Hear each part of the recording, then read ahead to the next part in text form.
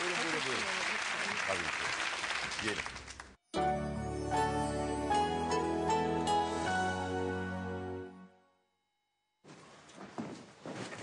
Sen çıkar o sakızı ağzından.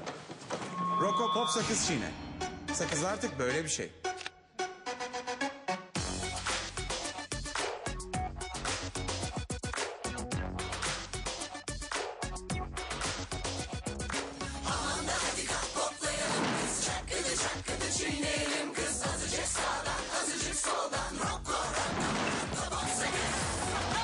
Rocco Pop sakız. Sakız artık böyle bir şey. Günde bir tost parasına ev döşenir mi? Demeyin. Bizce mümkün. Finansbank'tan ihtiyaç kredisi. İsteyene günde 2 liradan başlayan taksitlerle 5.000 lira. İsteyene de günde 4 liradan başlayan taksitlerle 10.000 lira. TC kimlik numaranızı 5030'a mesaj atın. İhtiyacınızı